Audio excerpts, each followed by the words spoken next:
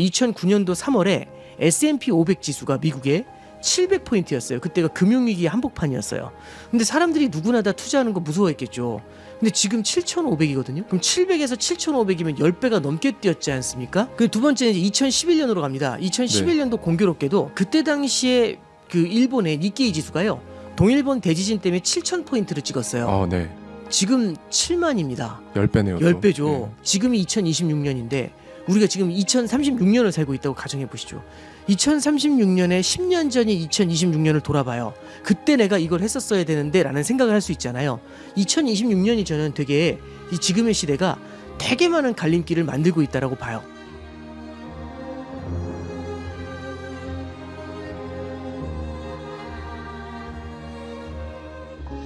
네, 여러분 안녕하세요. 하와이 대저택입니다. 오늘 모신 분은요, 복잡한 글로벌 경제 흐름을 가장 명쾌하게 설명해 주시죠. 저희 채널에서도 많은 구독자님들의 폭발적인 반응이 있으셨어요. 나오실 때마다 달러, 금리, 환율, 그리고 지정학까지 거시경제의 큰 그림을 꿰뚫어보는 국내 최고 거시경제 전문가십니다. 신한은행 패스파인더 단장이시자 부의 갈림길의 저자로 돌아오신 오건영 단장님 모셨습니다. 단장님 어서 오세요. 네, 안녕하세요. 네, 반갑습니다. 네, 안녕하세요. 오건영입니다. 저는 신한은행에서 근무하고 있고요. 신한 프리미어라고요. 자산관리 브랜드가 있습니다. 신한은행하고 증권하고 같이 하는 자산관리 브랜드인데 거기에 100여 명 정도 있는 전문가 그룹의 단장 역할을 하고 있습니다. 그 그룹이 이제 신한 프리미어 패스파인더라고 하거든요. 거기서 단장 역할 수행하고 있고 거시경제 매크로를 보는 역할하고 그 다음에 실제로 투자 관련된 컨설팅 업무 이런 걸 같이 진행하고 있습니다. 이번에 부의 갈림길이라는 책을 썼고요. 이런 거 관련해가지고 시장에 대한 얘기들 많이 소통하도록 노력하겠습니다. 감사합니다. 예, 단장님 다시 한번 찾아주셔서 감사합니다. 오늘 촬영일 기준, 오늘은 7월 15일입니다, 여러분. 예, 최대한 빨리 편집을 해서 저희가 내보내겠지만 시차가 조금 있을 수 있다는 거. 예, 그래서 오늘은 촬영일 기준 7월 15일에 오건영 단장님 모시고 말씀을 나누고 있습니다. 매년 이렇게 책을 내시는데 이번 책 신간의 제목이 부의 갈림길입니다. 네. 최근에 어디서 본 것 중에 요즘은 이제 거의 뭐 카카오톡 쓰듯이 AI 챗 GPT라든지 모두가 다 하나씩은 최소 하나씩은 쓰잖아요. 이걸로 부가가치를 창출하거나 나의 예. 몸값을 더 올리거나 뭔가 이런 식으로 가치를 창출하는 데 쓰는 사람, 요 사람들이 0.3% 정도밖에 안 된다고 하더라고요.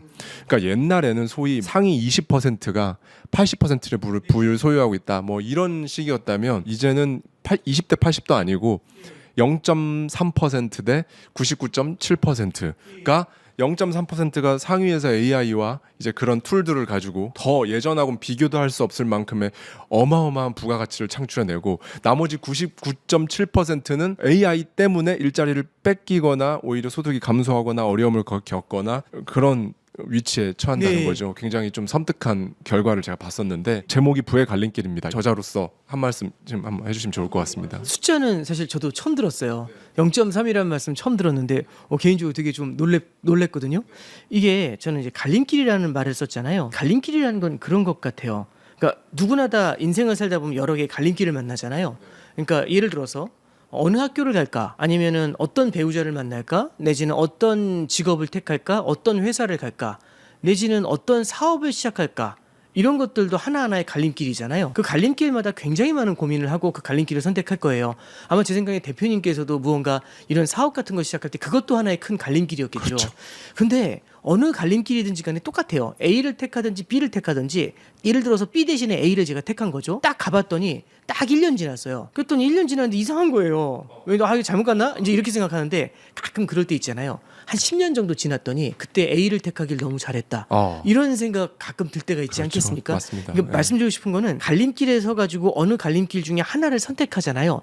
그거를 꽤 긴 미래에서 돌아봤었을 때는 그때가 중요한 갈림길이었고 내가 했었던 선택이 긴 호흡에서 보니까 물론 중간에 부침은 되게 컸지만 너무나 잘했던 선택이었던 것 같아. 이런 경험 같은 거 아마 많이 해보셨을 거예요. 저는 부의 갈림길을 갖다가 그런 관점에서 한번 고민해봤던 거거든요. 책을 쓰게 될 때 고민했던 건 이런 고민을 좀 했었어요. 뭐냐면 우리가 어떤 무언가의 선택의 기로에서 투자할까 말까 했는데 투자를 했어요. 처음엔 되게 큰 부침이 있었지만 길게 봤었을 때는 그때 하길 너무 잘했다. 이런 갈림길 속에서 선택을 잘한 케이스가 있잖아요. 그렇죠. 한번 가정을 해보죠. 2009년도에 보시면요. 2009년도 3월에 S&P 500 지수가 미국에 700포인트였어요. 그때가 금융위기 한복판이었어요. 근데 사람들이 누구나 다 투자하는 거 무서워했겠죠. 근데 지금 7,500이거든요. 그럼 700에서 7,500이면 10배가 넘게 뛰었지 않습니까? 네. 사실은 이게 나스닥이 아니고 S&P 500이면은 올라가는 속도도 되게 더디다고 생각하는데 와 10배가 뛰었네 이제 이런 생각을 할 수가 있지 않습니까? 그러면 어떻게 보면 십몇 년이 지나서 돌아봤을 때 그때의 선택은 굉장히 중요한 하나의 갈림길이 됐을 수 있죠. 그 두 번째는 2011년으로 갑니다. 2011년도 공교롭게도 그때 당시에 그 일본의 니케이 지수가요. 동일본 대지진 때문에 7,000포인트를 찍었어요. 네. 지금 7만입니다. 10배네요. 10배죠. 그때 동일본 대지진 당시에 일본에 대한 선택도 사실은 큰 갈림길 중에 하나가 됐겠죠. 참고로 가장 가깝게는 코로나 때 기억해 보시면 코로나 사태 때 보시면 20년도 3월 4월에요. 코스피 지수가 1450까지 빠졌어요. 지금 보면 7000 좀 넘어 있잖아요. 그러면 거의 5배 아니겠습니까? 그러면은 그때가 어떻게 보면 투자의 하나의 그 되게 중요한 기회였다는 거죠. 근데 여기까지 들으시면 그래서 옛날에 살 걸 이런 얘기 하는 책이냐 그런 건 아니고요. 네. 제가 생각했던 건 어쩌면 지금이 2026년인데 우리가 지금 2036년을 살고 있다고 가정해 보시죠. 2036년에 10년 전이 2026년을 돌아봐요. 그때 내가 이걸 했었어야 되는데 라는 생각을 할 수 있잖아요. 2026년이 저는 되게 이 지금의 시대가 되게 많은 갈림길을 만들고 있다라고 봐요. 왜 그러냐면 네. 제가 아까 전에 말씀하신 건 절대 공감하는 게 과거에는 볼 수 없었던 툴이 등장했죠. 네. 그게 AI죠. 네. 0.3 대 97.7, 99.7이라는 말씀해 주셨잖아요.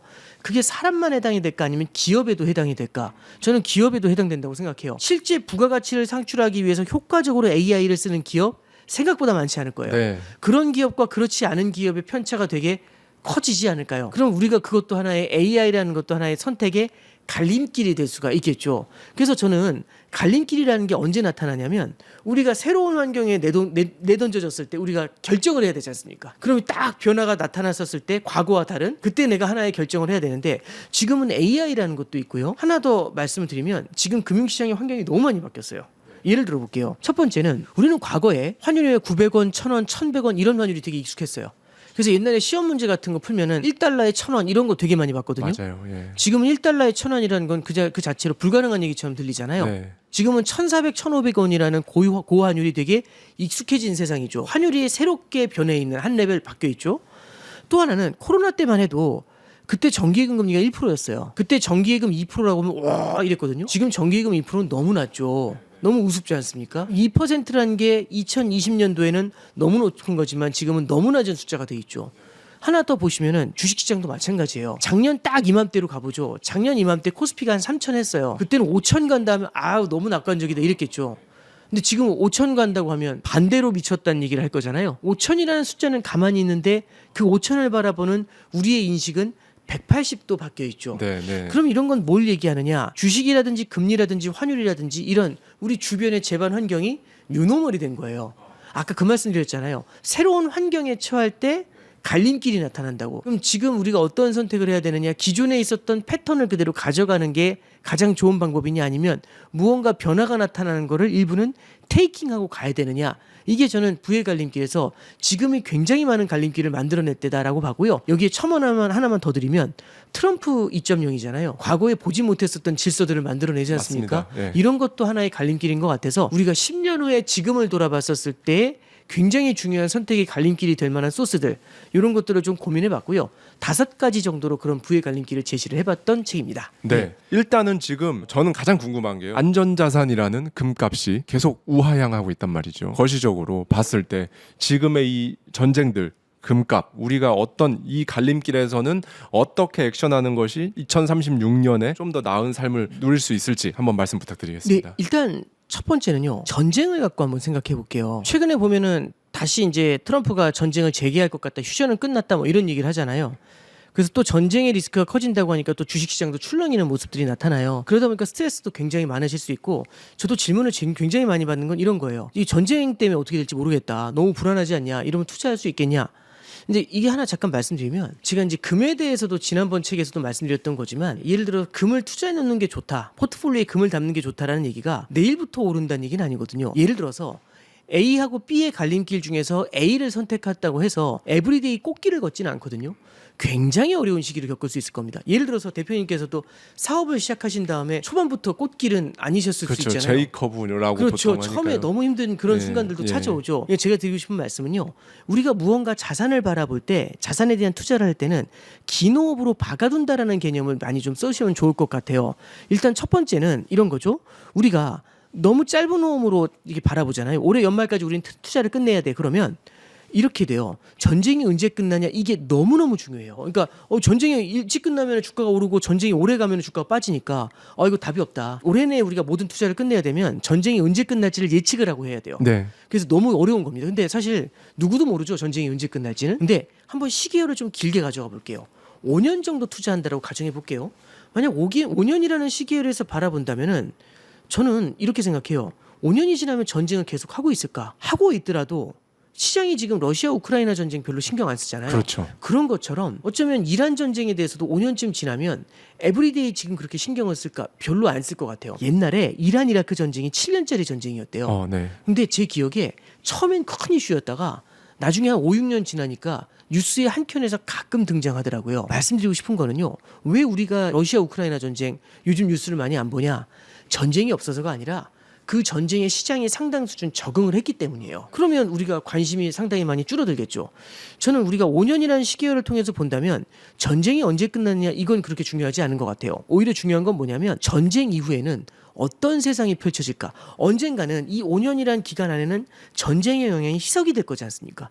전쟁의 영향이 희석될 때에는 전쟁의 영향이 사라져갈 때 어떤 자산을 갖고 있는 게 어떤 비즈니스 아이템을 갖고 있는 게 사업에 좋을까 투자에 좋을까 이런 고민을 하게 되겠죠. 저는 그게 현실적으로 훨씬 더 좋은 질문이라고 봐요.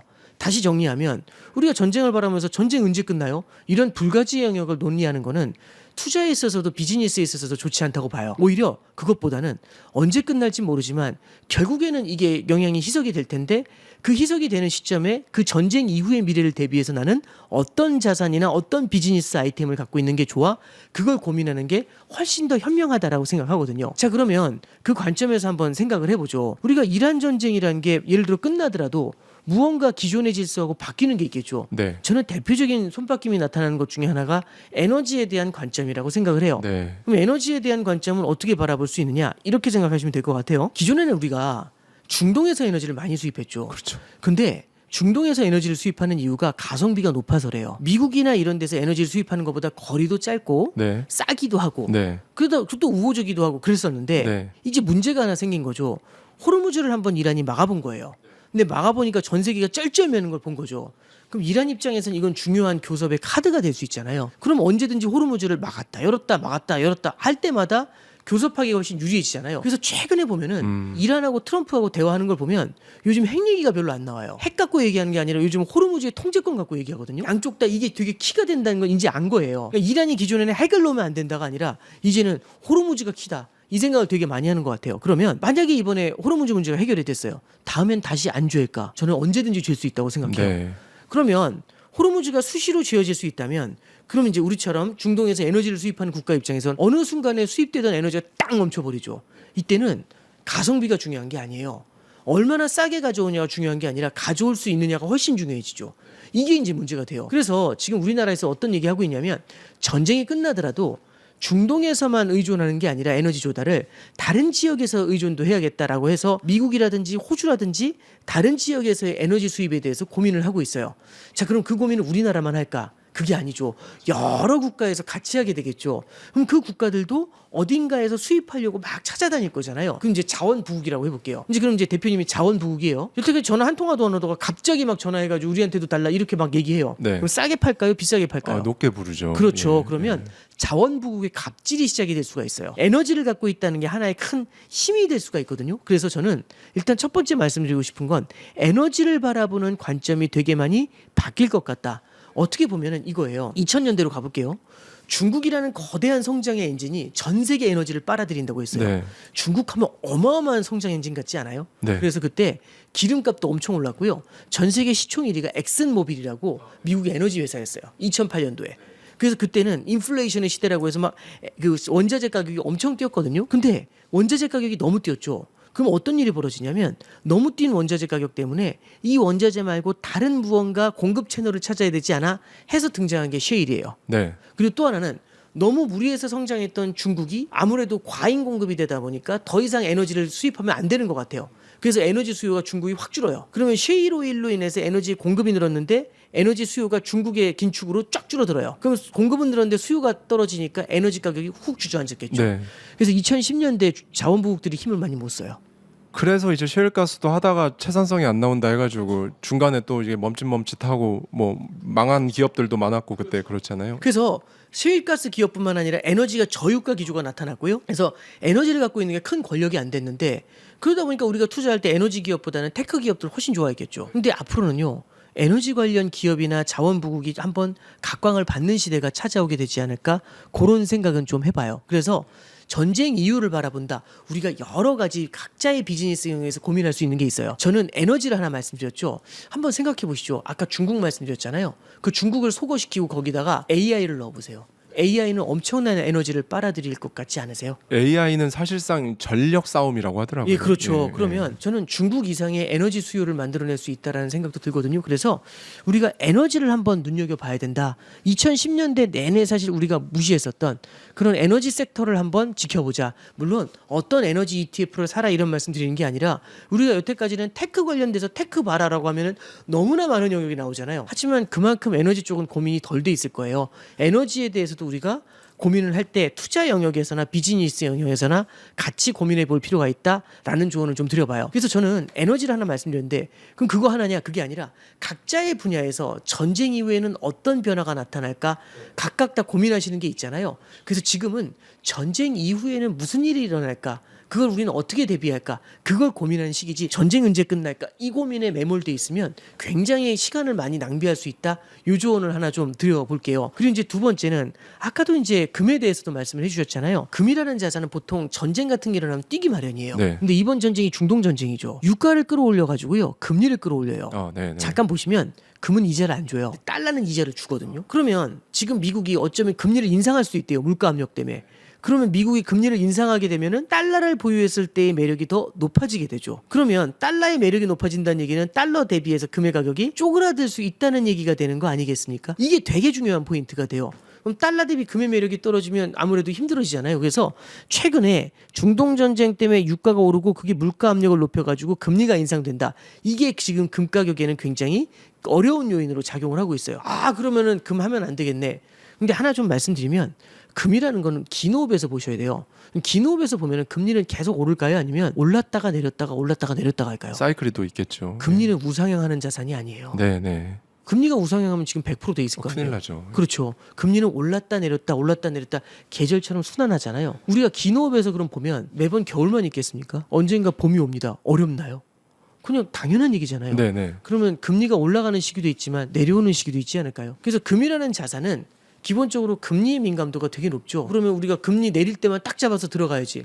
그날이 언제 올지는 예측하기는 굉장히 어렵죠. 그래서 저는 긴 호흡으로 그렇게 마찬가지로 금리가 올라가는 시기에 금을 조금씩 이렇게 담아나가는 전략도 필요하지 않을까 그렇게 조언해 봐드립니다. 네. 지난번에 그 금하고 환율에 대해서 다뤄주신 책 환율의 대전환, 그때 생각이 나는데 그때 이렇게 차트를 보여주시면서 금값도 굉장히 오랜 기간 횡보를 맞아요. 했어요. 예. 많은 분들이 계속 오른 줄 아는데 네네. 그래서 이것도 전혀 예측할 수가 없다 사실은. 네, 그렇죠. 그래서 긴 호흡으로 봐야 한다. 네네. 한 가지 이제 제가 말씀드릴 수 있는 거는 중장기적으로는 우상향한다라는 말씀을 드릴 수가 있을 것 같아요.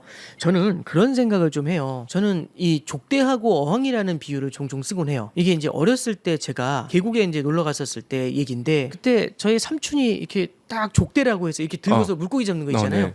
그걸 주시더라고요. 피라미 잡으라고. 그래서 족대 들고 계속 뛰어다니는데 물속에서 물고기가 저보다 빨라요. 못 잡아요, 뛰어다녀서는. 근데 이제 이 어른들은 뭐 하셨냐면 어항이라고 해서 통발 비슷한 거예요. 네. 이 어항 안에다 떡밥을 발라놓고서 탁 물속에 집어넣으셨거든요. 3시간이 지났어요. 저는 한 마리도 못 잡았는데 어항을 갖다 이렇게 삼촌이 드는데 와, 꽉 차 있죠. 꽉 차 있죠. 와. 그래서 제가 너무 화가 나가지고 그 어항 좀 달라고. 왜냐하면 3시간을 뛰어다닌 사람 하나 이거는 너무 억울하잖아요. 현타가 오죠. 왜냐면 전 열심히 일했잖아요. 그래서 이제 딱 그 어항을 받아가지고 저도 떡밥 발라가지고 물속에 넣어놨거든요. 근데 안 들어오더라고요. 왜냐하면 첫 번째는 물살이 센 곳에 놨었어요. 이게 떡밥이 쓸려 나가더라고요. 두 번째는요. 물고기가 안 들어가니까 계속 들어가서 보더라고요. 1분에 한 번씩. 어항을 넣어둔 게 제가 계속 가서 1분에 한 번씩 들여다봤죠. 안 들어오더라고요. 이유는 대충 아시죠? 제가 문제였던 거죠. 저는 이제 이 말씀 드린 이유는 뭐냐면 어항을 좋은 위치에 놔놓으면 기다리면 들어오지 않나요? 우리는 뭘 해야 되냐면 그걸 믿고 기다려야죠. 중간에 가서 들여다보면 안 되죠. 아니면 어설프게 옮길 필요는 없는 거죠. 좋은 곳에 어항을 뒀다면. 족대를 들고 쫓아다니면 물고기를 못 잡아요. 왜?